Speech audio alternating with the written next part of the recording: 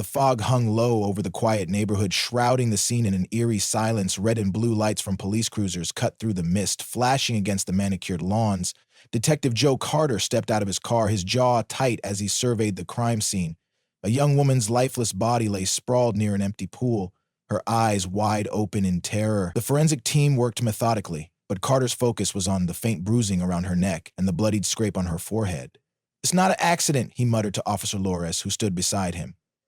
The victim's phone, recovered a few feet away, buzzed with unopened messages. Carter scrolled through them, his brow furrowing. Threats, mentions of money, word somewhere in this quiet suburban street, he thought. A killer was watching. Carter paced along the edge of the pool, replaying the messages in his head. Among the texts, one name kept appearing: Marcus Lee. A wealthy entrepreneur with a flashy lifestyle, Marcus had a reputation for bending the rules. As Carter flipped through the messages, a pattern emerged: financial disputes, veiled threats, and an escalating sense of desperation from the victim. But scared of what or who? Moments later, headlights pierced the fog as Marcus arrived at the scene, summoned for questioning. His sharp suit and calm demeanor did little to mask the tension in his voice. "I barely knew her," he claimed. But his body language betrayed him. Carter's instincts kicked in. Marcus wasn't just nervous, he was hiding something. As Marcus answered questions, his responses grew increasingly erratic. He shifted his weight, avoided eye contact, and contradicted himself. "I've never been to her house," he insisted, yet his car's GPS logs told a different story. Carter pressed harder. "Why was she texting you about missing money, Marcus? Why did she say you threatened her?" Marcus's face darkened. "This is ridiculous. I don't..." He turned on his heel, but Carter wasn't done. "You're lying," he said, his voice cutting through the tension like a blade. Marcus froze for a moment before storming off. As Carter watched him leave, a troubling thought surfaced. If Marcus wasn't directly involved, then why did he seem so desperate to distance himself? Back at the station, Carter laid out the details. Every piece of evidence pointed to Marcus, yet his story didn't line up. He claimed to have been at a dinner party during the time of the murder, but witnesses contradicted his alibi. "He's panicking," Carter said to his partner, Detective Lores. "He knows we're closing in." That night, Carter pored over financial records tied to Marcus's company. What he found was damning: a trail of fraudulent transactions, all leading back to the victim. She had been the whistleblower, and now she was dead. Carter leaned back in his chair, the weight of the case pressing down on him. "This isn't just a murder," he muttered. "This is a cover-up." The next morning, Marcus was brought back in for further questioning. This time, Carter didn't hold back. "You lied about your alibi. You lied about knowing the victim, and now we find out she was about to expose your company's financial crimes." Marcus's face turned pale, but he held his ground. "I didn't kill her," he said through gritted teeth. "You have no proof."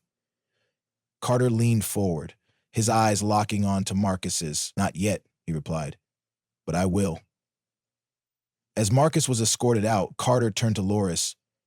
"He's hiding something big, and we're going to find out what." As the first phase of the investigation wrapped up, Carter couldn't shake the feeling that something about the case didn't add up. The victim's texts, Marcus's lies, the financial discrepancies, it all pointed to a larger conspiracy. Sitting at his desk, Carter scribbled notes on a whiteboard, connecting dots that didn't seem to fit. "There's more to this," he said to himself. "Someone else is pulling the strings." Outside, the fog rolled back in, cloaking the town in an unsettling stillness. Somewhere out there, the truth waited to be uncovered. The sunlight broke through the mist as morning arrived, and across town, investigative journalist Izzy Reyes was at her desk when her phone buzzed. The anonymous tip read, "There's more to the story. Dig deeper." She hesitated for a moment, then grabbed her coat. Izzy had built her career on following breadcrumbs others ignored, and this felt like one of those moments. Her first stop was to contact the source who had hinted at shady dealings within Marcus Lee's company. But when she called, the source didn't answer. Instead, a deep unease settled over her. Something about this case was bigger than she had anticipated, and she knew she was stepping onto dangerous ground. Izzy's hands trembled slightly as she dialed again, this time leaving a voicemail. "Call me back. I need to know everything you've got on Marcus Lee." She hung up, frustration mounting, and decided to dig further on her own. Heading to the company's headquarters, she was met with hostile stares from employees and a curt dismissal from Marcus's assistant. "Mr. Lee is unavailable and has no comment," the assistant snapped, slamming the door behind her. Mr. Marcus's, really? Oh, we can't remember. I'll have to give you my best advice. Izzy made a mental note of their reaction. It wasn't just rude, it was defensive. Something about this company reeked of corruption, and she intended to expose it. She pulled out her notebook, jotting down details, when she noticed a black SUV parked across the street. The tinted windows gave her no view of the driver, but the car hadn't been there when she arrived. The sense of being watched crept over her, and she quickly made her way back to her car, her instincts tingling with unease. Meanwhile, back at the precinct, Carter was knee-deep in financial reports from Marcus's company. The numbers didn't lie. Money had been funneled into offshore accounts, and the victim had been close to uncovering it all. This is the leverage she had, Carter said, pointing to a highlighted transaction. She was going to blow the whistle, and someone made sure she couldn't. Lors leaned over, squinting at the documents. These accounts are tied to HBL Consulting. That's Hank Blackwell's firm, isn't it? Carter nodded grimly. Hank Blackwell, Marcus's high-powered attorney, was known for making problems disappear, legally or otherwise. Looks like Blackwell's more than just a lawyer, Carter muttered. He's a fixer, and he's got blood on his hands. Later that evening, Carter paid a visit to Bob McKenzie, a former business partner of Marcus Lee. Bob's home was modest, a far cry from Marcus's multi-million-dollar mansion. As Carter stepped inside, Bob looked uneasy, his hands fidgeting with a coffee cup. I don't know why you're here, Bob said, avoiding eye contact. Carter leaned against the wall, arms crossed. You and Marcus had a falling out. I'm guessing it wasn't over something trivial. Bob sighed, finally meeting Carter's gaze. Marcus is ruthless. He'd do anything to protect himself. But I never thought he'd go this far. Carter raised an eyebrow. Go this far? What do you mean? Bob hesitated, then shook his head. Forget it. I've said too much already. Carter left with more questions than answers. But one thing was clear. Marcus Lee wasn't the only one with secrets. The next day, Izzy received another cryptic tip, this time through an encrypted email. The message contained a single link to a financial document, one that tied Marcus's company directly to a series of fraudulent transactions. Izzy's heart raced as she scanned the file. It was enough to blow the case wide open. But before she could celebrate, her phone rang. If you know what's good for you, stop digging, a male voice growled before hanging up. Izzy froze, her breath catching in her throat. She glanced out the window and saw the same black SUV idling across the street. Grabbing her laptop, she backed away from the window, her mind racing. Whoever was behind this wasn't just powerful. They were dangerous. Carter, unaware of Izzy's growing peril, turned his attention to the surveillance footage from the night of the murder. The tapes had been tampered with, but the tech team managed to recover a partial clip. On the grainy video, a figure could be seen near the pool around the time of death. Carter squinted, the figure's movements familiar. Zoom in, he instructed. The image sharpened slightly, revealing a man in a suit. Hank Blackwell. Carter's jaw tightened. Looks like our fixer isn't so clean after all. He grabbed his coat, determination fueling his every step. If Blackwell thought he could outsmart the law, he was in for a rude awakening. Izzy, meanwhile, decided to confront Marcus directly.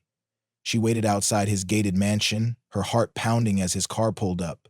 Mr. Lee, she called out, running toward him. Marcus froze, his face a mix of anger and fear. What do you want? He snapped. I want the truth, Izzy shot back. About your company, about the victim, about Blackwell. Marcus's eyes darted around, checking for onlookers. You don't understand, he hissed. Blackwell, he's not who you think he is. Before Izzy could press further, Marcus's phone buzzed. He glanced at the screen, his face draining of color. I can't talk to you, he muttered, rushing inside. Izzy stood there, the pieces of the puzzle swirling in her mind. Whatever Marcus was hiding, it was big enough to terrify. As Carter drove toward Blackwell's office, his phone buzzed. It was Izzy. Detective, we need to talk. I think Marcus is in danger. Carter frowned. Danger from who? Izzy hesitated. Blackwell, he's not just a lawyer. He's orchestrating this whole thing. Carter tightened his grip on the steering wheel. Stay put, he ordered, and lock your doors. But even as he said it, he knew Izzy wouldn't listen. She was too close to the truth to back down now. That night, the tension reached a breaking point. Izzy tailed Blackwell to a secluded location, her camera in hand. From the shadows, she watched as he met with an unknown man, their hushed voices carrying over the still night air. "It's done," Blackwell said, his tone cold. "No one will ever find out."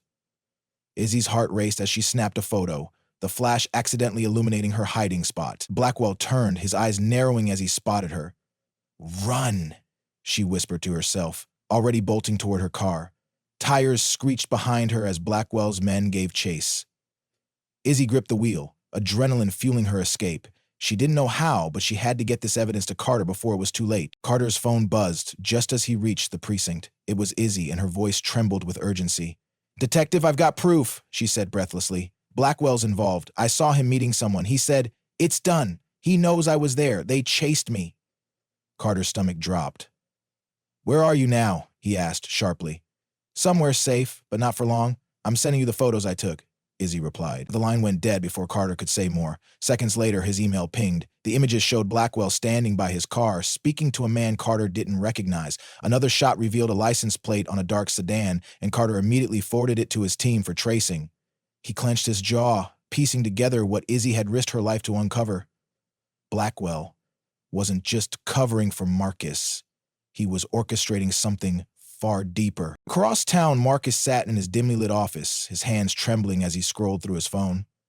Missed calls from Blackwell filled his screen, but Marcus ignored them. He knew better than to answer. His chest tightened as he thought back to the night of the murder. He wasn't physically there, but he knew what had been set in motion. And now, the walls were closing in. He reached for a drink, but the clinking of ice in the glass did little to calm his nerves. A sudden knock on the door startled him. Before he could respond, the door swung open, and Blackwell entered, his expression cold and calculating. "We need to talk," Blackwell said, his voice low and menacing. Marcus tried to stand his ground, but his fear was palpable. "You said this would blow over," Marcus stammered. Blackwell smirked. "It will, if you keep your mouth shut." Meanwhile, Carter was already making moves. The license plate from Izzy's photo led to a car registered under an alias tied to one of Blackwell's known associates. The pieces were falling into place faster than Carter had anticipated. He called Lors on his way out of the precinct. "Get a team on Blackwell's office. I'm heading to Marcus's house. He's the weak link, and if we push hard enough, he'll break." Lors hesitated. "You think he'll flip on Blackwell?" Carter's voice was firm. If he doesn't, he's going down with him." Izzy, still shaken from the chase, parked her car in a crowded diner parking lot. She needed to blend in, to disappear for a while, but her mind raced with everything she'd uncovered. Opening her laptop, she scanned through the photos again, zooming in on the man Blackwell had met. Something about the man's posture, the way he stood, seemed familiar. She cross-referenced it with images from her earlier research on Marcus's company. Her heart stopped when she found a match. The man was a former contractor for Marcus's firm, fired years ago under mysterious circumstances. "They're tying up loose ends," Izzy whispered to herself. She quickly drafted an email to Carter, including everything she'd found, and sent it. She couldn't risk holding on to this information any longer. At Marcus's mansion, Carter pounded on the door, his patience thin. When Marcus finally answered, he looked like a man on the edge. "Detective?" Marcus said, his voice strained. "I've already told you everything." Carter pushed past him, ignoring the protest. "No, you haven't," Carter said, his tone icy. "And if you don't start talking, Blackwell's going to let you take the fall for all of this." Marcus froze, his face. Carter's words hit their mark. "You don't know what he's capable of," Marcus said quietly. Carter leaned in. "Then tell me. Help me stop him before more people get hurt."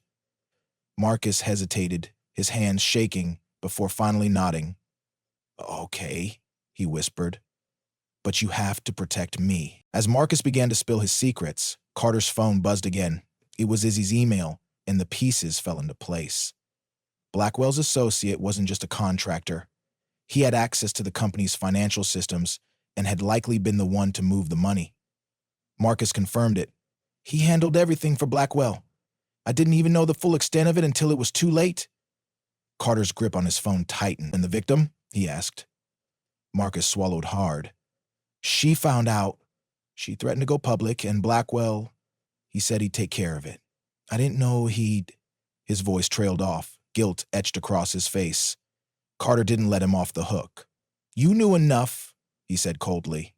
And now you're going to help me bring him down. As Carter arranged for Marcus to be taken into protective custody, Izzy's paranoia grew. The black SUV was gone, but the feeling of being watched hadn't left her. She paid her bill at the diner and slipped out the back, keeping her head low. She needed to get to Carter, to make sure he had everything she'd uncovered. But as she stepped into the alley, a figure emerged from the shadows. It was Black. "You've been busy," he said, his voice calm but chilling. "Too busy." Izzy's heart pounded, but she didn't back down. "You can't stop the truth," she said, her voice steady despite the fear coursing through her. Blackwell smirked, stepping closer. "The truth doesn't matter when no one's left to tell it." At that moment, headlights flooded the alley and a car screeched to a halt. Carter stepped out, his gun drawn. "Step away from her, Blackwell," he commanded. Blackwell raised his hands, his smirk fading. "Detective Carter," he said smoothly. "Always in the right place at the wrong time." Carter didn't lower his weapon. "This ends now," he said. Sirens wailed in the distance as backup arrived. Blackwell's arrogance faltered as officers swarmed the scene, placing him in handcuffs. Izzy exhaled shakily, the weight of the past few days crashing down on her. "You okay?" Carter asked, his voice softer now. She nodded, her resolve returning. "We got him," she said. "That's what matters." As Blackwell was driven away, Carter and Izzy stood in the quiet alley, the tension finally lifting. "This isn't just about Marcus or Blackwell," Carter said, staring into the distance. "It's about the system that lets people like them thrive." Izzy nodded, already mentally drafting the first lines of her article. "Then let's make sure everyone knows," she said. Carter smiled faintly. "Justice doesn't stop here." Together, they walked toward the waiting squad cars, ready to face whatever came next. The morning sun broke over the city, casting long shadows across the precinct as Detective Carter sat at his desk, piecing together the final elements of the case. The arrest of Hank Blackwell had sent shockwaves through the city's elite, and Carter knew it was only a matter of time before the fallout began. Across from him, Izzy sat with her laptop open, typing furiously. "This isn't just a crime story," she said, glancing up at Carter. "It's a warning. People like Blackwell think they're untouchable because of their power and money, but they're wrong." Carter nodded, his expression grim. "Yeah, but don't think for a second that this is over. Blackwell may be in custody, but the people he worked for, the ones who benefited from his crimes, they're still out there." He leaned back in his chair, rubbing his temples. "And Marcus Lee? He's not innocent in all of this. He's just scared enough to cooperate for now." Izzy frowned, her fingers pausing over the keyboard. "Do you think he'll turn on the people higher up the chain?" Carter shrugged. "If he doesn't, his cooperation deal won't mean much. We'll make sure he knows." Meanwhile, Marcus sat in a dimly lit interrogation room, his hands trembling. He signed the stack of papers placed in front of him. His lawyer hovered nearby, but even their presence didn't seem to calm him. "This isn't going to protect me, Marcus muttered, looking up at the officer who stood watch. "You don't know what these people are capable of." The officer didn't respond, silently collecting the signed documents and leaving the room. Alone now, Marcus slumped in his chair, the weight of his choices pressing down on him. He had thought that working with Blackwell would shield him from consequences, but now he realized it had only made him a pawn in a much larger game. Back at the precinct, Carter received a call from the forensic team. "We've finalized the analysis on the recovered video footage," the voice on the other end said. Carter straightened in his chair. "And?" he asked. "It confirms Blackwell's presence at the pool the night of the murder. And more importantly, we've got audio. It's faint, but we can hear him arguing with someone, likely the victim." Carter's jaw tightened. "Good work. Send it over immediately." The pieces were coming together, and Carter knew they were closer than ever to locking Blackwell away for life. Izzy, still at her laptop, received a notification on her phone. It was an encrypted email, the sender anonymous. The subject line read, "You're not done yet."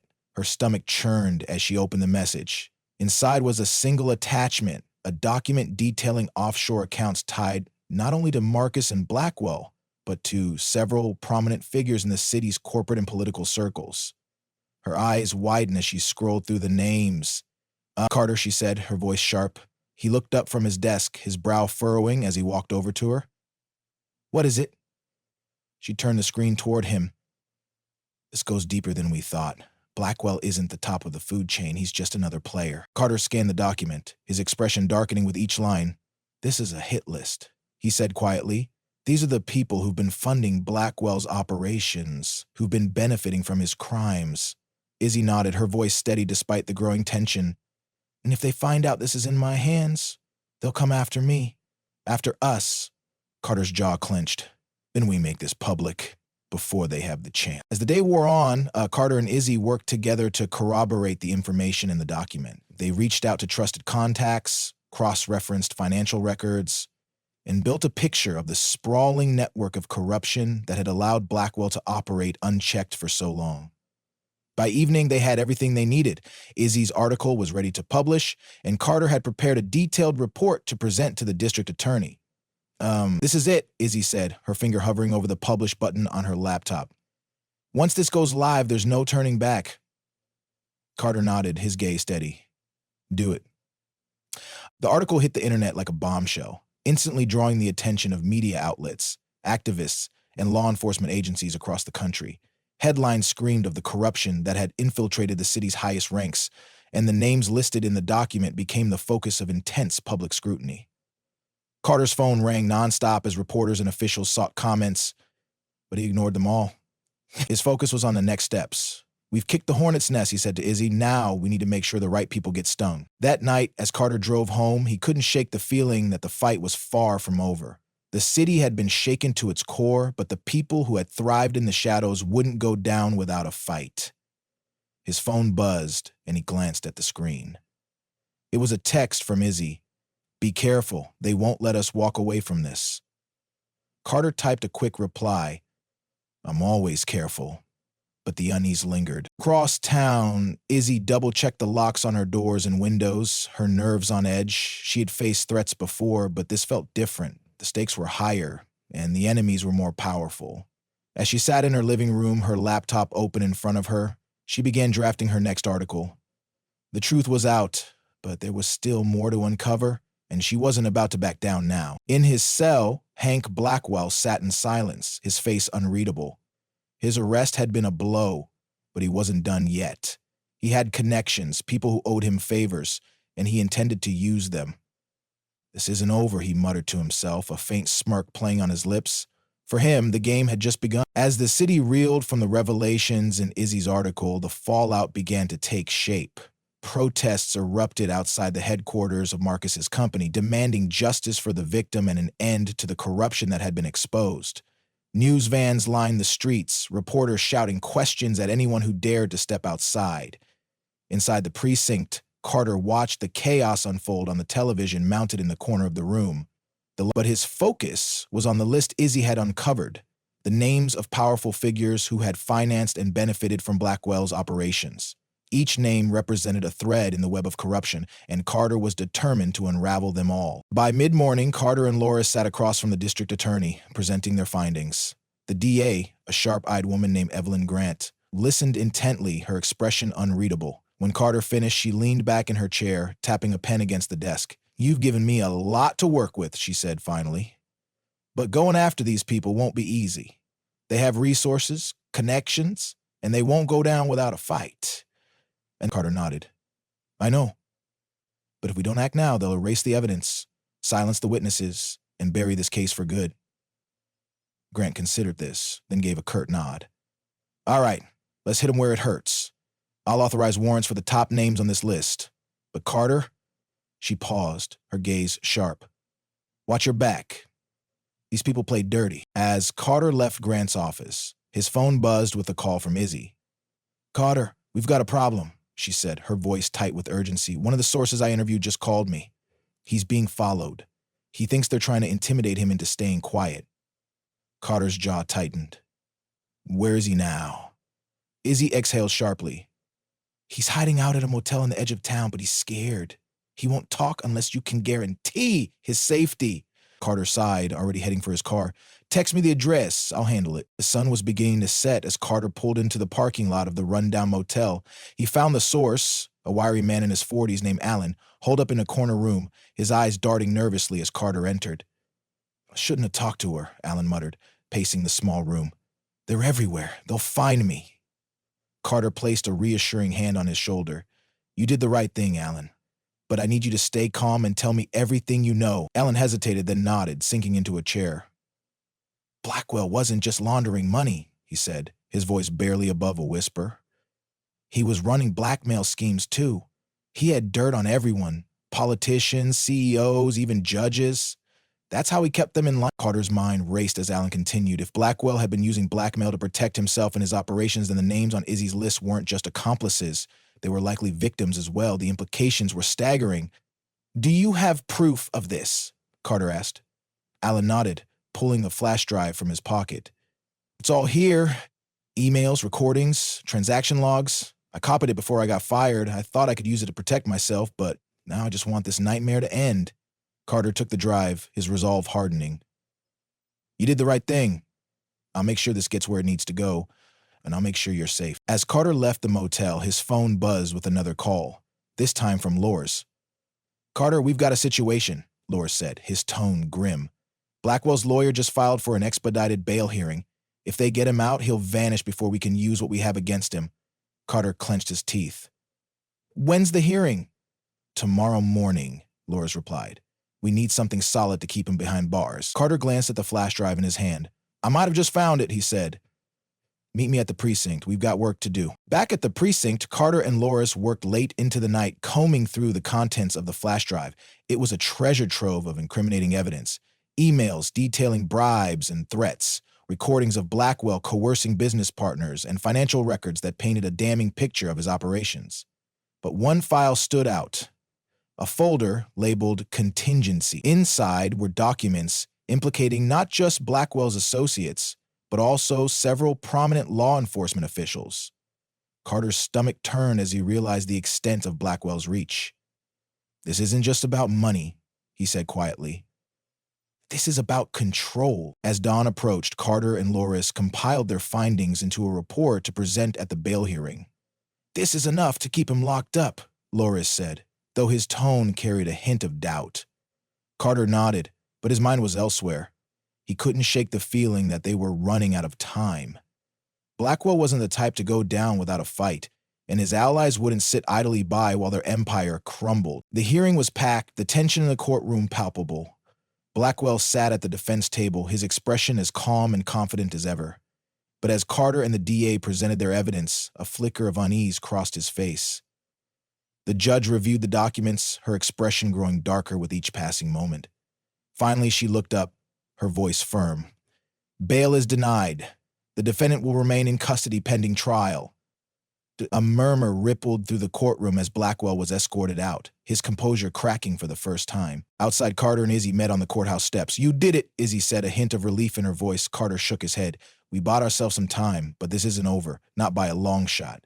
Izzy nodded, her resolve unshaken. Then we keep going. We bring down every last one of them. Carter managed a small smile. I wouldn't expect anything less. As they parted ways, neither of them noticed a figure watching from a nearby car, a phone pressed to his ear. They're not stopping, the man said quietly. What do you want me to do? After a brief pause, he nodded. Understood. Hanging up, he started the car and drove away, disappearing into the morning traffic. Somewhere, the next move was already being planned. The day after the bail hearing, the tension in the city only deepened. The courtroom victory had been a critical step, but Carter knew they were skating on thin ice. Blackwell's allies wouldn't sit idly by now that the walls were closing in on them. By mid-morning, Carter's desk was piled high with case files, phone records, and the contents of Alan's flash drive. Loris stood nearby, flipping through a folder, his expression grim. I've been digging into those names on the list, Loris said. At least 3 of them are already moving assets overseas. They know we're coming.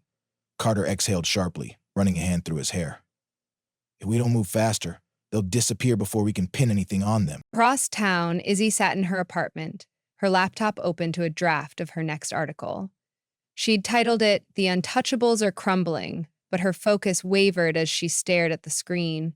The anonymous tip she'd received, the one that had led to the flash drive, still gnawed at her. Someone with inside knowledge had helped her, but why? And more importantly, were they truly on her side? Her phone buzzed, pulling her back to the moment. It was an unknown number. She hesitated, then answered. This is Izzy? A man's voice crackled on the other end, low and measured. You're digging too deep, he said. If you keep going, you'll regret it. The line went dead before she could respond. Her stomach knotted, but her resolve hardened. Whoever was trying to scare her didn't realize that threats only made her more determined. Meanwhile, Carter received an unexpected visitor at the precinct. Evelyn Grant, the district attorney, strode into his office, her expression sharp and unreadable. She closed the door behind her, lowering her voice. "We've got a problem," she said. Carter leaned back in his chair, his brow furrowing. "What kind of problem?" Grant placed a folder on his desk and flipped it open. Inside were surveillance photos of Carter, Izzy, and even Alan, taken over the last 48 hours. "These showed up on my desk this morning," she said. No note, no explanation. Just a warning. Carter's jaw tightened as he scanned the photos. "They're trying to intimidate us," he said. Grant nodded. "And it's working. Some of my staff are already talking about backing off the case. They're scared, Carter. And honestly, so am I." Carter closed the folder and met her gaze. "If we back off now, we're handing them the win. They're desperate. That's why they're doing this. We need to push harder, not pull back." Grant studied him for a long moment before nodding. "Then you'd better find something big to tie this all together, because if this case falls apart, they'll bury all of us." She turned and left the office, leaving Carter alone with his thoughts. He glanced at the photos again, his mind racing. If they were being watched this closely, it meant their enemies were already 2 steps ahead. And that meant they needed to act fast. By late afternoon, Carter and Loris had zeroed in on one name from the list, Victor Hayes, a powerful real estate developer with deep ties to Blackwell. Hayes had been implicated in several shady land deals over the years, but nothing had ever stuck. Now, with the evidence from the flash drive, Carter was certain they could link him to Blackwell's larger operation. "Hayes is the key," Carter said as they prepared to leave the precinct. "If we can flip him, he'll give us the leverage we need to take down the rest." Loris nodded, grabbing his coat. "Then let's hope he scares easier than Blackwell." As they arrived at Hayes's sprawling estate, Carter's gut told him something was off. The gates were wide open, and the usual security presence was nowhere to be seen. "Stay sharp," Carter muttered to Loris as they approached the front door.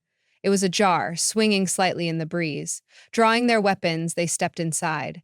The house was eerily silent, the air heavy with an unsettling stillness. They found Hayes in his study, slumped over his desk, a gun lying on the floor beside him. A single gunshot wound to the temple told the story, but Carter wasn't buying it. "This isn't a suicide," he said, his voice low. "This is a cleanup."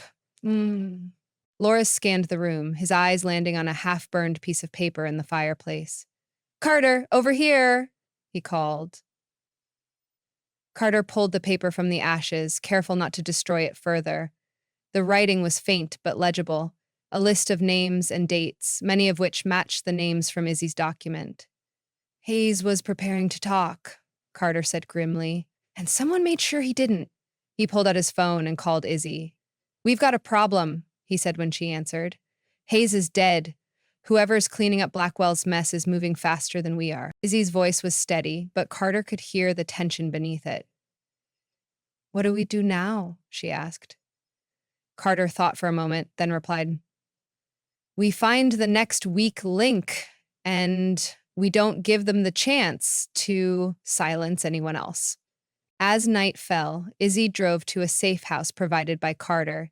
She couldn't shake the feeling that she was being followed, her eyes constantly flicking to the rearview mirror. When she arrived, Carter was already there, reviewing the photos from Hayes' estate. "This wasn't an isolated cleanup," he said, not looking up.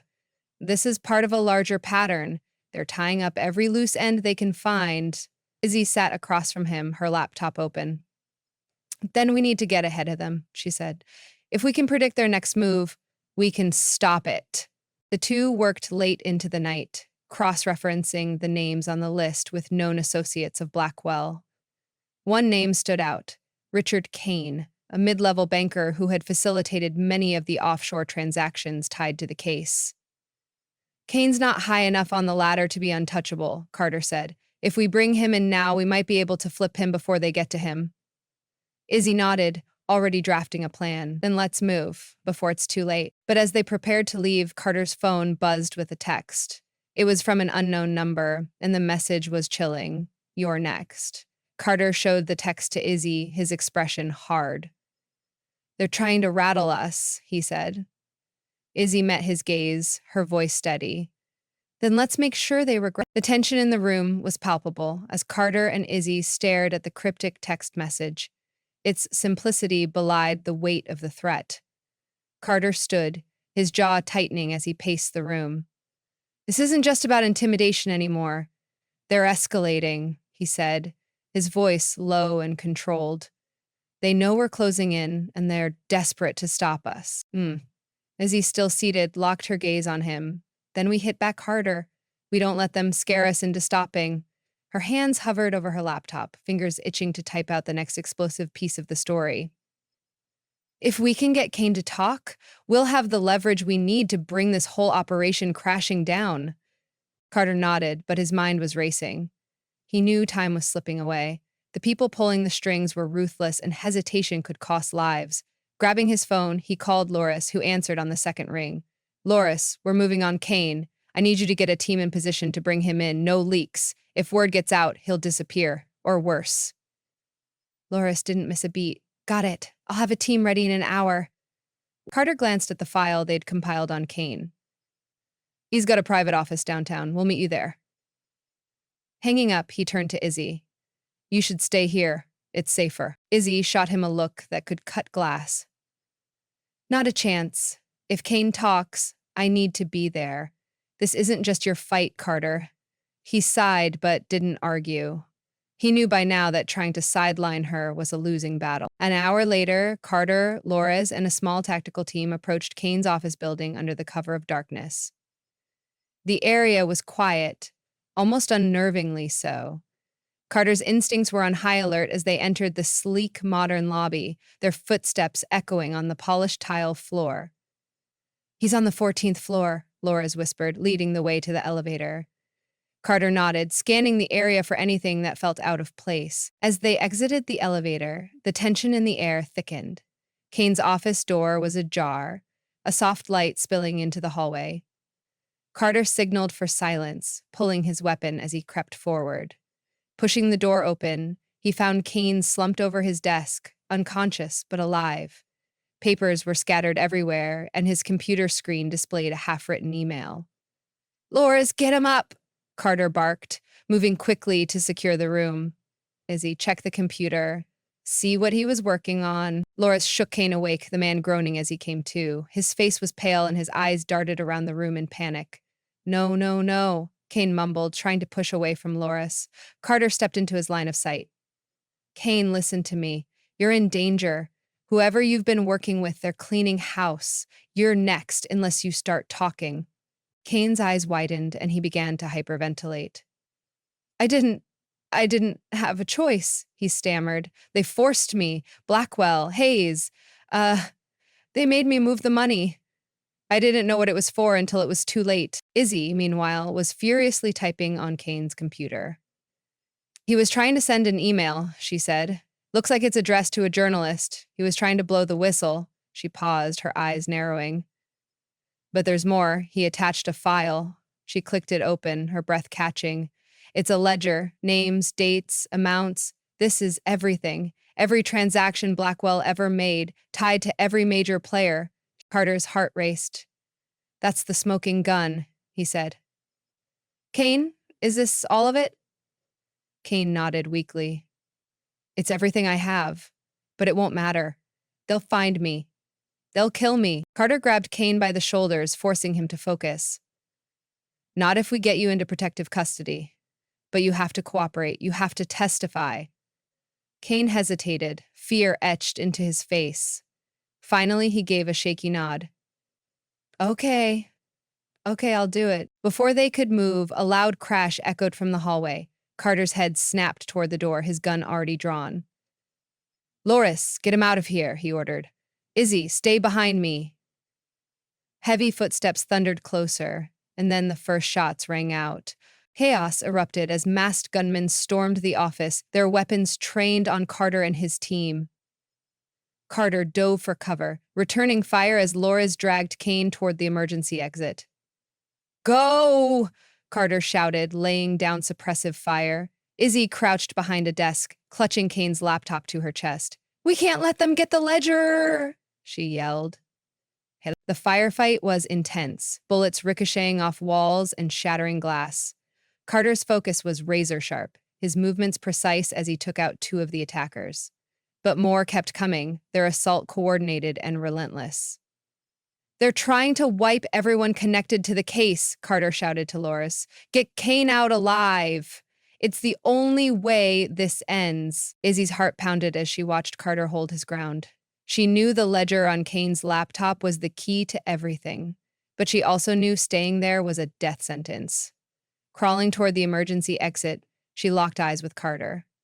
You better not die, Carter, she said, her voice firm despite the fear in her chest. He gave her a grim smile. Not planning on it. Go! Oh. Outside, backup had arrived, swarming the building as Loris and Izzy helped Kane into an armored vehicle. Carter emerged minutes later, his clothes disheveled but otherwise unharmed. The gunman had retreated, but not before leaving behind a chilling message, spray painted on the wall. You can't stop us. Carter climbed into the vehicle, his face grim as he looked at Kane. You're safe for now, but this isn't over. You need to tell us everything. Kane nodded, his hands trembling. I will. Just don't let them find me. Izzy handed Carter the laptop, her expression resolute. We've got the ledger. Now we take them down. Carter nodded, a fire burning in his eyes. We're not backing down. Not until this is finished. The armored vehicle cut through the quiet streets of the city, its engine humming low as it carried Carter, Izzy, Kane, and Loris toward a secure safe house on the outskirts of town. Inside, the tension was suffocating. Kane sat hunched, his hands shaking as he rubbed them together, glancing nervously at the windows. Izzy clutched the laptop tightly, her knuckles white, while Carter stared ahead, his jaw clenched. The weight of the night's events hung heavy in the air. We need to move fast, Carter said finally, breaking the silence. The ledger is a gold mine, but it's also a target. Once they realize we have it, they'll throw everything they've got at us. Izzy nodded, her voice firm despite the exhaustion in her eyes. The public needs to see this. If we release the ledger, we take away their leverage. Everyone they've blackmailed, bribed, or controlled will have no choice but to face the fall. Kane shook his head violently. You don't get it, he stammered. You think exposing them will stop this? It won't. These people, they're everywhere. They have judges, cops, politicians. Even if you take down a few, there will be more. And they'll come for all of us. Carter turned to Kane, his gaze sharp. Maybe. But if we don't fight back, they win. You said it yourself. They forced you into this. How many more people have they silenced? How many more lives have they destroyed? This is your chance to make it right. Kane swallowed hard, his eyes flickering between Carter and Izzy. He seemed to wrestle with his fear, the weight of his guilt pressing down on him. Finally, he nodded, his voice barely above a whisper. Okay, I'll testify, but you'd better keep your promise to protect me. The safe house was a nondescript building surrounded by dense trees, its location known only to a handful of trusted officers. As they pulled up, Carter scanned the perimeter, his instincts on high alert. Once inside, they secured the doors and windows, setting up a makeshift command center in the living room. Laura stood by the entrance, his hand resting on his holstered weapon, while Carter and Izzy worked to decrypt and organize the files on the laptop. This is bigger than we thought, Izzy murmured, scrolling through the ledger. There's evidence here of not just financial crimes, but violent ones. Intimidation, assaults, even murders. Blackwell wasn't just laundering money, he was running a full-scale criminal enterprise. Carter leaned over her shoulder, his eyes narrowing as he read the names. And look at this. Some of these accounts are tied to offshore shell companies owned by prominent political families. This isn't just local corruption, it's national. A sharp knock on the door made everyone freeze. Carter motioned for Loris to check the peephole. Loris hesitated, then relaxed slightly. It's Grant, he said, opening the door to let the district attorney in. Evelyn Grant stepped inside, her face drawn with fatigue, but her eyes burning with determination. I came as soon as I heard about Kane, she said, setting her briefcase on the table. Please tell me you've got something concrete. Izzy slid the laptop toward her. We have more than concrete. This ledger is a roadmap to every crime Blackwell and his associates have committed over the past decade. Bribes, blackmail, fraud, all of it. Grant's eyes widened as she scanned the files. This is enough to bring down half the city's power structure, she said, her voice a mix of awe and disbelief. But it's also enough to paint targets on all our backs. Carter crossed his arms. That's why we need to act fast. We release this to the public and we hit Blackwell's network with everything we've got. Arrests, search warrants, asset freezes. We take away their ability to retaliate. Grant hesitated, clearly weighing the risks.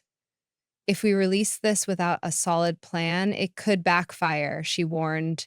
The people implicated in this ledger have resources. They'll spin this as a smear campaign or destroy evidence before we can reach them. Izzy leaned forward, her voice sharp.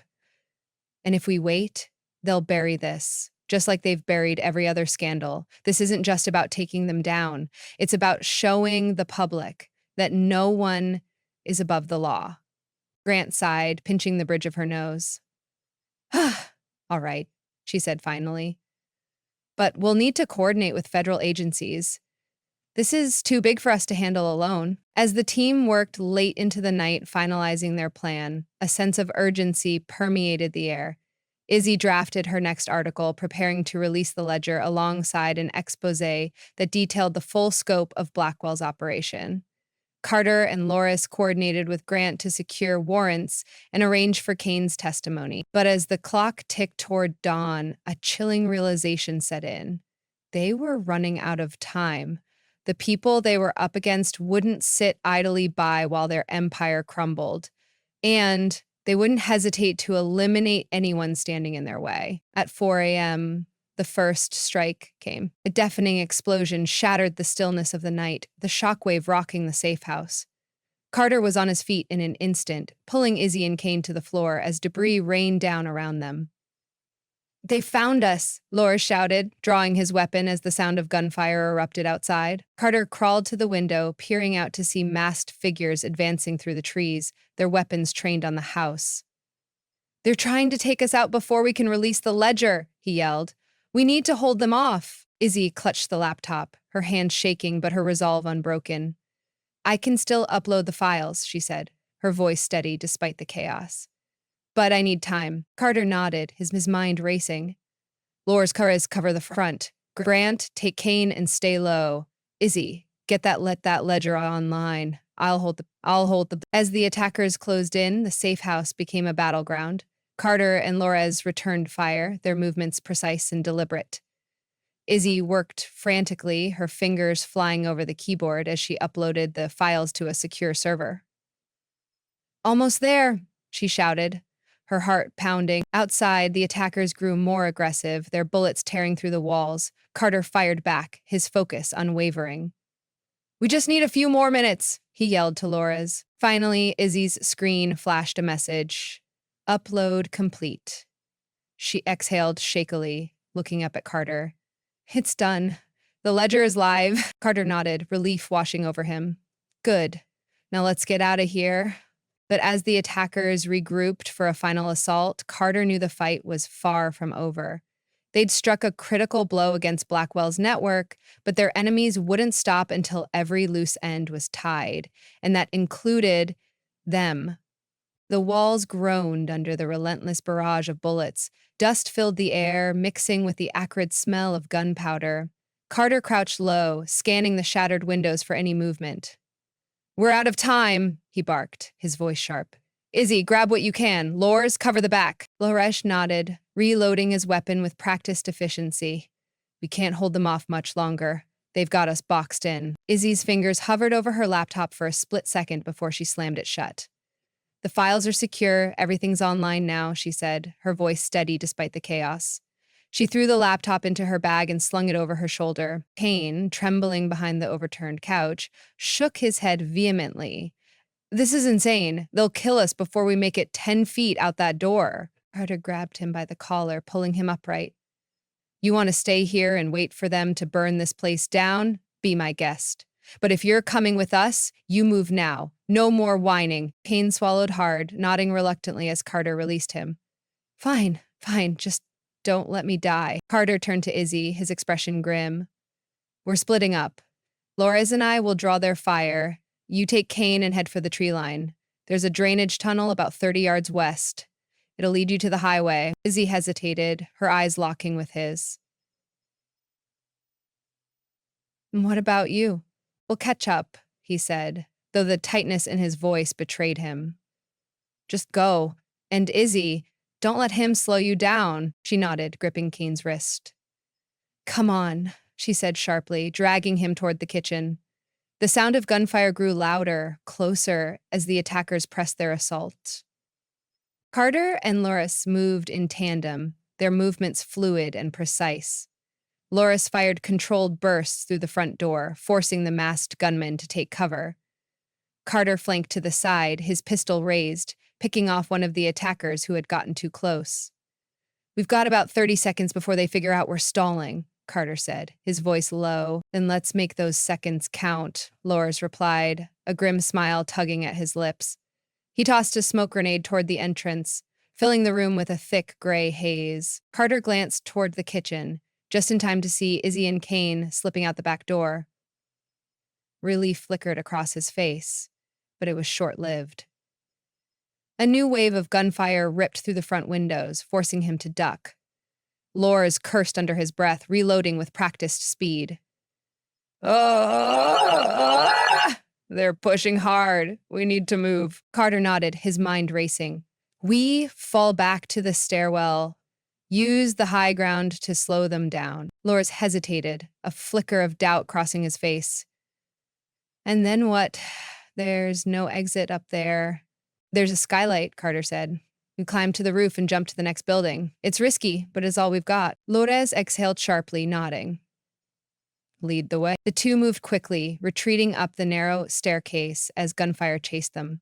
The creak of the old wooden steps under their boots felt deafening. Carter reached the top first, shoving open the door to the attic. The room was dimly lit, filled with cobwebs and forgotten furniture. He crossed to the skylight, breaking the latch with the butt of his pistol.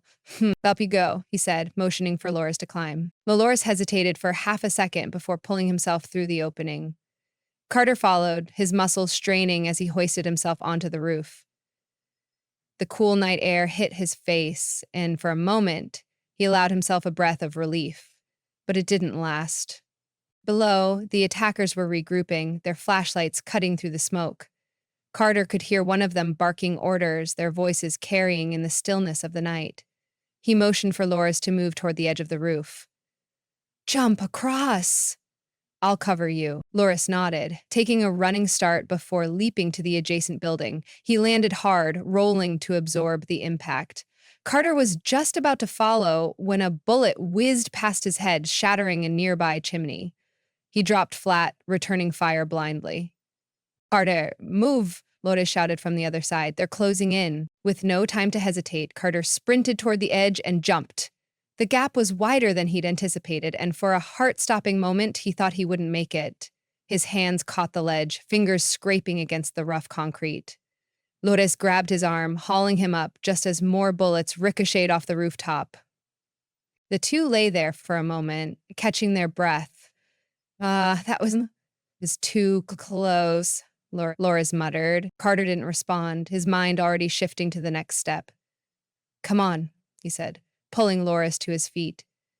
We need to find Izzy and Kane before they get to the highway. Izzy and Kane stumbled through the dense underbrush, the sharp twigs and branches clawing at their clothes as they pushed forward. The air was damp, and the faint glow of the moon barely pierced through the canopy of trees. Kane was breathing heavily, each step slower than the last, but Izzy didn't stop. Her grip on his wrist was unrelenting. Keep moving, she hissed, glancing over her shoulder. If they catch us out here, we're dead. I can't, Kane stammered, stumbling to his knees. I'm not built for this. I'm not like you or Carter. Izzy crouched down beside him, her voice sharp but quiet. You think I want to be doing this? You think I signed up for this nightmare? Get up, Kane. You've got no choice. If you don't, They'll find you, and you'll wish you'd kept running. Kane looked at her, his face pale and glistening with sweat. He swallowed hard and nodded, forcing himself back to his feet. Izzy tightened the strap on her bag, casting one last look at the direction they'd come from. In the distance, faint shouts echoed through the trees. They were closing in. "Stay close to me," she said, "and don't make a sound." They moved cautiously now, each step deliberate, the forest around them eerily quiet except for the occasional rustle of leaves. Izzy's heart pounded in her chest, louder than the crunch of twigs beneath their feet. Somewhere ahead, the drainage tunnel Carter had mentioned had to be waiting for them. But with every passing second, the shouts behind them grew louder, closer. Finally, they broke through the tree line. Izzy froze, scanning the area. About 30 yards away, partially obscured by overgrown weeds, she spotted the dark, gaping mouth of the drainage tunnel. Relief flooded her chest, but it was short-lived. A flashlight beam cut through the darkness behind them, landing just inches from where they stood. "Here," a voice shouted. "Over there!" Izzy grabbed Kane's arm, dragging him forward with a burst of adrenaline.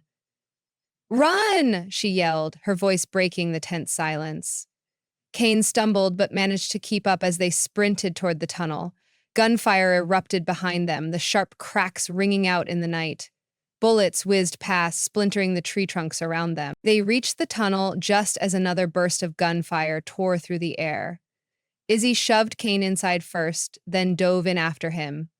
The cold, damp concrete enveloped them, the sound of the outside world muffled instantly. She pressed her back against the wall, clutching her bag tightly to her chest. Kane was gasping for breath beside her, his eyes wide with terror. "Keep moving," she whispered, her voice barely audible. "We can't stop here." Kane nodded, and the two began crawling through the narrow, pitch-black tunnel. The sound of footsteps and shouts echoed faintly behind them, but it was impossible to tell how close their pursuers were. The tunnel was tight and claustrophobic, the smell of stagnant water thick in the air. Izzy's hands shook as she felt her way forward, her mind racing. Carter and Loris were supposed to meet them at the highway. But what if they didn't make it? What if they were already captured, or worse? The tunnel seemed to stretch on forever, the darkness disorienting. Just as Izzy's resolve began to falter, she spotted a faint glimmer of light ahead. "There," she whispered, her voice hoarse. "That's the end." Kane didn't respond, too exhausted to speak.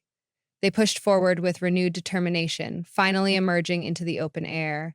The highway loomed ahead, a desolate stretch of asphalt illuminated by sporadic streetlights. Izzy pulled Kane to his feet, scanning the area. There was no sign of Carter or Loris. "We wait here," she said, her voice firm despite the panic rising in her chest. "They'll come." Kane collapsed onto the ground, his head in his hands. "They're not coming. They're dead. We're dead." "Shut up," Izzy snapped, her eyes darting toward the tree line. "They'll make it. They have to." Minutes felt like hours as they waited, the tension unbearable. Every rustle of leaves, every distant sound made Izzy's heart leap. Then, finally, movement. Two figures emerged from the shadows, moving quickly and silently toward them. Izzy's breath caught in her throat until "About time," she said, her voice cracking. Carter didn't respond, his face grim as he reached them. Loris was close behind, blood seeping through his sleeve where a bullet had grazed him. "We don't have long," Carter said, his voice low. "They're sweeping the area. We need to get off this highway before they cut us off." Izzy nodded, helping Kane to his feet. "Is there a car? A way out?" "There's a service road a mile from here," Carter said. "We'll find something there." "And if we don't?" Kane asked, his voice trembling. Carter's eyes hardened. "Then we keep running." Without another word, the group moved toward the highway's edge, disappearing into the shadows once more. The night was far from over, and the danger was still closing in. The group pushed forward, weaving through the undergrowth that bordered the highway. Every step felt heavier than the last, their legs burning from exhaustion. The faint hum of distant engines sent a wave of unease through them, and Carter held up a hand, signaling the group to stop. They crouched low. "It's a patrol," Carter whispered, his voice barely audible. They're sweeping the area. Izzy tightened her grip on her bag, her heart pounding against her ribs. How far? She asked. Close, Loris muttered, glancing over his shoulder. His face was pale, and the blood soaking his sleeve hadn't stopped. They've got thermal scopes. If we're out in the open, we're done. Mm-hmm. Kane let out a quiet whimper, his eyes darting between Carter and Izzy. We can't outrun them. We're sitting ducks out here. Carter's jaw tightened, his mind racing. The service road was still half a mile away, and the patrol was closing in fast.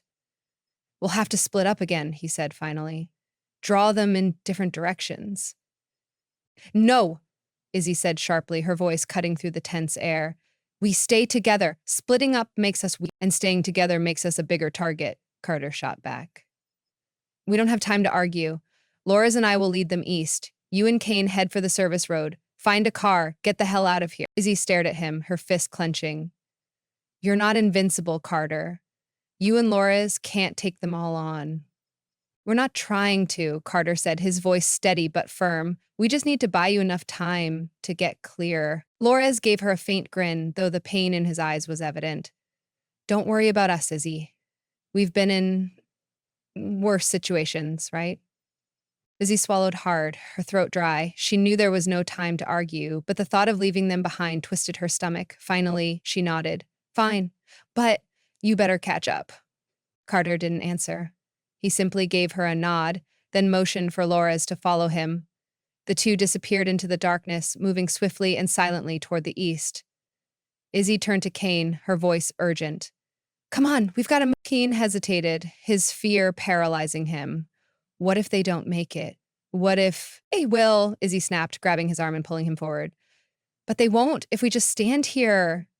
The two of them pushed through the undergrowth, their movements quiet but hurried. The faint glow of the service road's streetlights came into view, and Izzy's chest tightened with a mix of relief and dread. There, she whispered.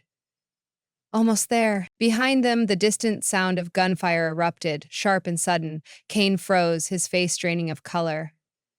That's them, he whispered. Keep going, Izzy hissed, cutting him off. Don't think. Just move. They reached the edge of the road, their breaths ragged. A single parked van sat near the shoulder, its windows coated in grime, as if abandoned for weeks. Izzy's pulse quickened as she scanned the area. It could be a trap. But they had no other option. She pulled Kane toward the van, her eyes darting around for any signs of movement. The doors were unlocked and she yanked the driver's side open, sliding into the seat. The keys weren't in the ignition, but Izzy had seen Carter hotwire enough vehicles to know the basics. Her hands trembled as she worked, sweat dripping down her temple. Do you even know what you're doing? Kane whispered, his voice shaking. Shut up and let me focus, Izzy snapped, her fingers fumbling with the wires.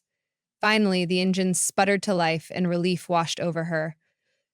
Get in, she ordered. Kane climbed into the passenger seat just as headlights appeared in the distance, cutting through the trees.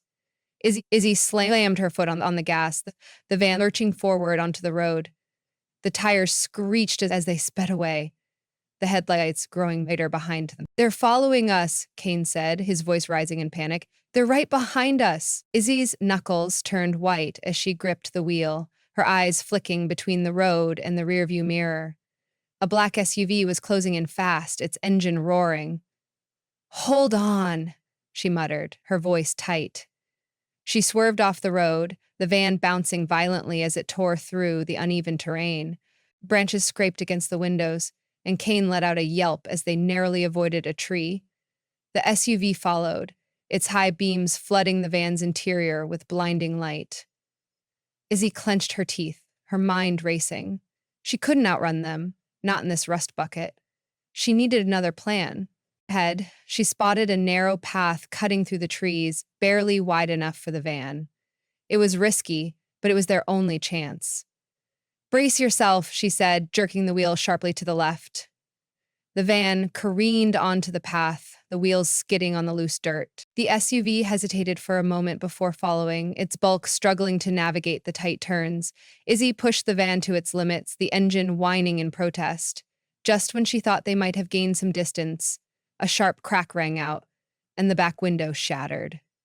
They're shooting at us, Kane yelled, ducking low in his seat. No kidding, Izzy muttered, her eyes narrowing. She spotted a fallen tree up ahead, partially blocking the path. An idea sparked in her mind, reckless but necessary. Hold on tight, she said, flooring the gas pedal. The van slammed into the tree, the impact jarring them both. The smaller branches snapped, and the van lurched over the obstacle, its frame groaning in protest. Behind them, the SUV wasn't as lucky. It crashed into the tree with a deafening crunch, the engine sputtering as smoke began to rise. Izzy didn't wait to see if they were still moving. She kept driving, her hands trembling but steady on the wheel. The path eventually opened up onto another stretch of road, and she slowed down just enough to catch her breath. Kane sat up, his face pale. Did we lose them? For now, Izzy said, her voice cold. She pulled over to the side of the road, cutting the engine. We wait here for Carter and Loris. They'll find us. Kane shook his head. You don't know that. They could be. They'll find us, Izzy repeated, her tone leaving no room for argument.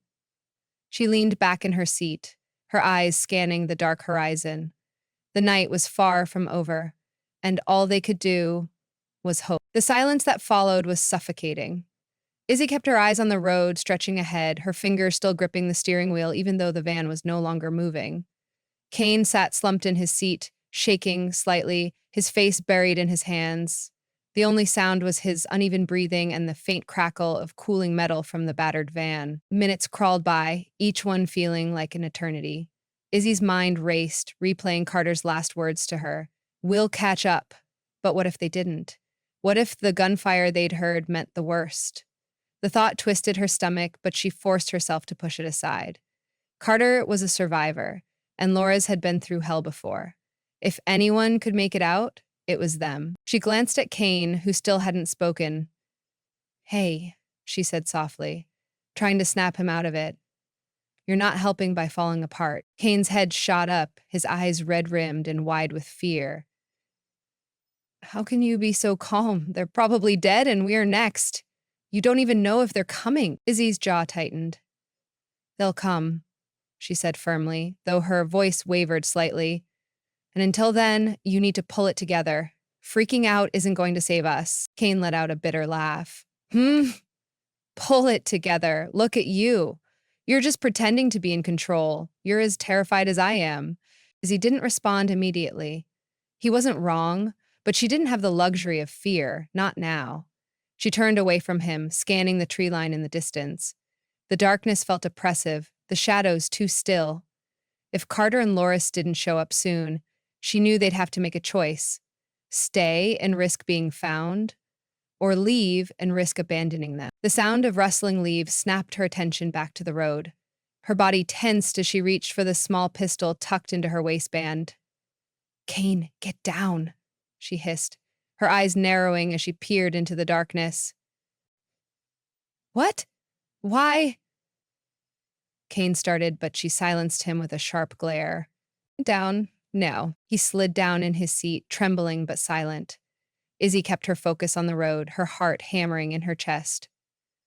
The rustling grew louder, closer. Then, two figures emerged from the shadows, moving cautiously but steadily toward the van. Izzy's grip on her pistol tightened until she recognized the familiar outline of Carter's frame. Loris, close behind him. She exhaled a breath she didn't realize she'd been holding and threw open the door. You took your damn time, she said, her voice laced with a mix of relief and anger. Carter approached quickly, his face streaked with dirt and sweat. We had company, he said, his tone clipped. Behind him, Loris was limping, his hand pressed tightly against his wounded arm. Is the van working? Barely, Izzy replied, glancing at Loris. What happened? Took a round trying to draw them off, Loris said with a faint grin, though his face was pale. Thought I'd make it out unscathed, but no such luck. Carter opened the back door and helped Loris inside, then turned to Izzy. We don't have long. They'll regroup and be back on us soon. Izzy climbed into the driver's seat, starting the engine again. How many? Fewer than before, but still too many, Carter said as he slid into the passenger seat. They're desperate. They know what we've got. What about the files? Loris asked weakly from the back. Are they safe? Izzy nodded, her hands steady on the wheel now that they were moving again. Everything's uploaded. Even if they kill us, the data's out there. Let's try to avoid that last part, Carter muttered. Scanning the road ahead, the van rumbled down the deserted stretch of highway, its engine groaning with every mile. Izzy kept her eyes on the road, but her mind was already racing ahead. They needed a plan, and fast. The van wouldn't hold out much longer, and the attackers weren't likely to give up. There's a gas station about 5 miles from here, Carter said, breaking the silence. We can ditch the van there and find something less conspicuous. And if there's nothing? Izzy asked. Then we keep moving on foot, Carter replied. We just need to stay ahead of them long enough for the files to spread. Kane, who had been silent since Carter and Lorez arrived, finally spoke up. What if they already know? What if they're tracking us because they've got someone inside? The suggestion hung in the air, heavy and unsettling. Carter shot him a sharp look. If they had someone inside, we'd already be dead. Stop overthinking and focus on staying alive. Stop. Kane shrank back in his seat, muttering under his breath. Izzy felt a pang of sympathy for him, but there was no time to coddle anyone. They were all in this together, and survival meant leaving fear behind. The gas station came into view sooner than expected, a flickering neon sign casting eerie shadows across the empty lot. Izzy pulled the van around to the back, parking it out of sight. The group climbed out quickly, Carter and Izzy scanning the area for any signs of movement. There, Carter said after a moment. Let's find something we can use. They moved cautiously through the lot, checking the few vehicles that were parked there. Most were rusted out or missing parts, but in the corner of the lot, an old pickup truck sat with its windows intact and the faintest scent of oil lingering in the air. Carter tested the door. It was locked. Izzy, think you can work your magic again? She nodded, pulling a small screwdriver from her bag. Give me a minute. As she worked on the lock, Loris leaned against the truck, his breathing labored. Kane stood a few feet away, his eyes darting nervously around the lot. Carter kept his pistol drawn, watching the highway for any approaching lights. The lock clicked, and Izzy opened the door with a triumphant smirk. We're in. Carter helped Loris into the back seat while Izzy slid into the driver's seat again. Kane hesitated before climbing in, his unease evident. By the time they were all inside, the faint sound of engines could be heard in the distance. They're coming, Carter said, his voice low. Go, as he didn't need to be told twice. The truck roared to life, its engine louder than she would have liked, and they sped off into the darkness once more. The chase wasn't over, but for now they had a head start. The truck sped down the cracked asphalt, its old engine groaning as Izzy pushed it harder than it was likely meant to go. The faint rumble of engines behind them was a constant reminder that the attackers were still in pursuit, their determination unrelenting.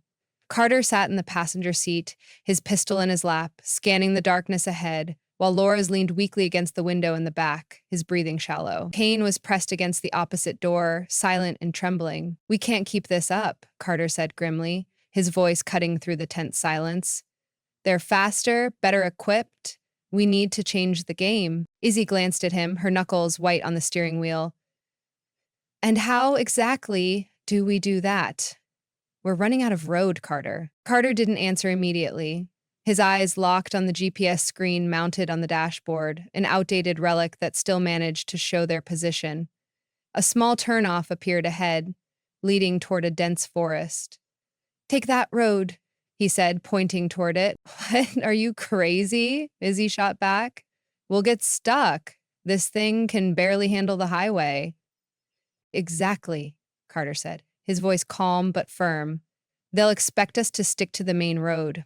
If we take the woods, we've got a chance to lose them. Izzy hesitated, her instincts screaming against the idea. But the growing roar of engines behind them made the decision for her. With a sharp turn, she veered off the highway and onto the dirt path. The truck lurched violently, the tires kicking up gravel as they plunged into the forest. Branches scraped against the sides of the truck, the dense trees closing in around them. The headlights illuminated only a few feet ahead, casting eerie shadows that danced with each bump and turn. Kane gripped the door handle tightly, his face pale. This is insane, he muttered. We're gonna get stuck and they'll find us. Shut up, Kane, Izzy snapped, her focus on the narrow path ahead. Unless you've got a better idea, let me drive. Carter twisted in his seat to look out the back window. The headlights of their pursuers were still visible, but the uneven terrain was slowing the SUVs down. It's working, he said, a note of hope in his voice. They're losing ground. Not for long, Loris muttered weakly from the back. They'll adapt, they always do. Izzy's jaw clenched. He was right, and she knew it. The attackers weren't amateurs. They were organized, relentless.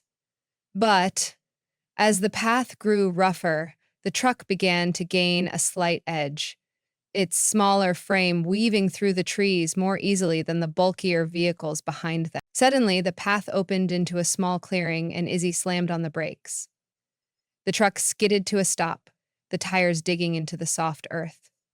Carter was out of the vehicle in an instant, motioning for the others to follow. We're on foot from here, he said sharply. They'll hear the engine if we keep going. Izzy grabbed her bag and jumped out, helping Loris to his feet as Kane scrambled out on the other side. You've got to be kidding me, Kane said, his voice rising in panic. We can't just leave the truck. They'll catch us. They'll catch us faster if we stay in it, Carter snapped. Move. The group plunged into the forest, their footsteps muffled by the thick undergrowth. The air was heavy with the scent of damp earth and pine, and the distant hum of engines was soon replaced by the ominous silence of the woods. Izzy kept one hand on Loris to steady him, her other clutching her pistol tightly. Carter led the way, his movements quick and deliberate. He stopped suddenly, raising a hand to signal the others to halt. Listen, he whispered. The group froze, their breaths shallow. In the distance, faint voices carried through the trees. The attackers were on foot now, spreading out to search for them. Carter's eyes narrowed as he scanned the darkness. They're close. Too close. What do we do? Izzy asked, her voice low but tense. Carter's gaze flicked to Loris, who was barely able to stand. We split up again. Izzy, take Kane and Loris and head north. There's a ridge about a mile from here. It'll give you some cover. And you? Izzy asked, her stomach twisting. I'll lead them south, Carter said. Draw them away from you. No, Izzy said firmly. We're not doing this again. We stay together. Don't argue with me, Carter said, his voice cutting through the tension like a blade. The files are the priority. If they catch us, everything we've done is for nothing. Izzy's jaw tightened, but she knew he was right. You better make it back, she said after a moment, her voice thick with emotion. Carter gave her a faint smile. I always do. Without another word, he turned and disappeared into the shadows. Izzy watched him go, her chest tight, before turning to Kane and Loris. Come on, she said, her voice hard. We're not stopping until we hit that ridge. The three of them moved as quickly as Laura's condition would allow, the forest closing in around them like a living thing. The voices of their pursuers grew fainter, but Izzy knew it wouldn't last. They were buying time, but time was running out. When they finally reached the ridge, Izzy helped Loris down behind a cluster of rocks, his face pale and drenched in sweat. Kane collapsed beside him, gasping for air. Izzy crouched low, scanning the forest below. The faint glow of flashlights flickered in the distance, moving methodically through the trees. But now, Kane whispered, his voice barely audible. Now we wait, Izzy said, her eyes never leaving the lights. And we hope Carter keeps his promise. The minutes dragged on, each one heavier than the last. The forest seemed to hold its breath, the tension thick and suffocating. Then, suddenly, the distant crack of gunfire shattered the silence. Izzy's heart leapt into her throat. That's him, she said, her voice trembling. He's leading them away. And what if he doesn't come back? Kane asked, his voice cracking. Izzy didn't answer. She couldn't. For now, all she could do was focus on keeping the others safe and pray that Carter would find his way back to them. The sharp cracks of gunfire echoed through the forest, growing fainter with every passing second. Izzy crouched low behind the rocks, her eyes scanning the tree line for any sign of movement. Her fingers tightened around the grip of her pistol, her knuckles pale under the strain. Lores leaned heavily against the rock, his breathing shallow but steady, while Kane sat with his back pressed against a boulder, his eyes wide and unfocused. The silence that followed was deafening. No more voices, no more gunfire, just the hollow howl of the wind weaving through the trees. Izzy's pulse thundered in her ears as she strained to hear anything at all that might tell her what was happening. But the forest offered no answers. So what if Kane's whisper trailed off, his voice trembling? He didn't need to finish the thought. The unspoken fear hung thick in the air. Izzy shot him a glare, her voice cold and sharp. Don't. He's alive. You don't know that, Kane muttered, his tone bitter. You don't know anything. For all we know, they've already— Enough! Izzy snapped, her voice cutting through his panic like a blade. He's alive. He's coming back. So keep it together. Kane opened his mouth to argue, but stopped when he caught the fire in her eyes. He closed his mouth and looked away, his jaw clenching. Izzy exhaled slowly, trying to steady herself. She couldn't afford to lose control, not now, not with so much at stake. Flores shifted slightly, wincing as he adjusted his weight. His voice was weak, but steady. Izzy's right, he murmured. Carter's tougher than he looks. He's got a knack for getting out of impossible situations. Izzy glanced at him, her expression softening slightly. You just focus on staying conscious, she said. We're not leaving you behind. Laura smirked faintly, though the effort seemed to drain him. Appreciated, but I'm slowing you down. No one's getting left behind, Izzy repeated firmly. Not you, not Carter, no one. The minutes ticked by, each one stretching longer than the last. Izzy's mind raced with worst-case scenarios, but she forced herself to stay focused. She couldn't let fear take over. She had to be ready for whatever came next. Then, out of the corner of her eye, she saw movement in the distance. Her heart leapt, and she raised her pistol, her body tense. A figure emerged from the shadows, moving quickly but cautiously. For a moment, her breath caught in her throat, unsure if it was friend or foe. But as the figure stepped into the faint light filtering through the trees, Carter, she whispered, relief flooding her chest. He stumbled toward them, his face streaked with dirt and sweat, his left arm hanging limp at his side. He was breathing hard, but he was alive. Izzy rushed to him, catching him as he nearly collapsed. You're late, she said, her voice thick with emotion. Had to make sure they'd stop following, Carter said, his voice hoarse. He gave her a faint grin, though it quickly faded. We don't have much time. They're regrouping. Izzy helped him over to the rocks, where he slumped down beside Loris. Kane stared at him, wide-eyed. You made it. Of course I did, Carter said, though his usual confidence was undermined by the exhaustion in his voice. I told you I'd catch up. Izzy crouched beside him, her eyes scanning his injuries. You're hurt. Just a graze, Carter said, brushing her concern aside. Nothing serious. Izzy didn't look convinced, but she didn't press the issue. What's the plan? She asked instead, her voice steady despite the chaos swirling in her mind. Carter leaned his head back against the rock, closing his eyes for a brief moment. There's a ranger station about 2 miles from here, he said. Old place, mostly abandoned, but there's a radio. If we can reach it, we can call for extraction. 2 miles? Kane said, his voice rising with panic. With them still out there? It's our only shot, Carter said, fixing him with a hard stare. Unless you'd rather wait here for them to find us. Kane swallowed hard, shrinking back. No, I'll go. Carter nodded, and then looked back at Izzy. Can you get Loris moving? Izzy glanced at the injured man, who gave her a weak smile. Don't worry about me, Loris said. I'll keep up. You better, Izzy muttered, though her tone was lighter than before. She helped him to his feet, slinging one of his arms over her shoulder to steady him. Let's move. The group set off through the forest, their movements careful and deliberate. Carter led the way, his sharp eyes scanning the darkness for any signs of pursuit. Izzy stayed close behind, her grip on Lore's firm, while Kane trailed at the rear, his head swiveling nervously. The forest seemed to close in around them, the towering trees casting long, shifting shadows. Every snapped twig, every rustle of leaves set their nerves on edge, but they pressed on, driven by sheer will and the faint hope of reaching safety. After what felt like hours, the faint outline of a building appeared through the trees. Carter raised a hand, signaling the group to stop. "That's it," he said quietly. "The ranger station." "The ranger station?" the ranger asked gently. The building? The building was small and weathered, its wooden walls covered in moss. A rusted antenna jutted from the roof, barely visible against the night sky. It looked abandoned, but the sight of it brought a flicker of hope to Izzy's chest. "Let's go," Carter said, his voice low but urgent.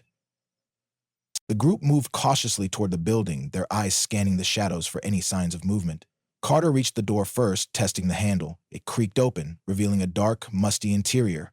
He stepped inside, his pistol raised, and motioned for the others to follow. Izzy helped Loris into a chair, then turned to Carter. "The radio?" Carter pointed to a dusty console in the corner. "There. Let's hope it still works." Izzy nodded and moved to the console, her fingers brushing away years of dust and grime. She flipped a few switches, the machine humming faintly to life. Static crackled through the speaker, and she adjusted the dials, searching for a signal. "Come on," she muttered under her breath. "Come on." Finally, a faint voice broke through the static, barely audible but unmistakably human. "This is Ranger Delta Base. Identify yourself." Izzy's heart leapt. She pressed the button on the console, her voice steady but urgent.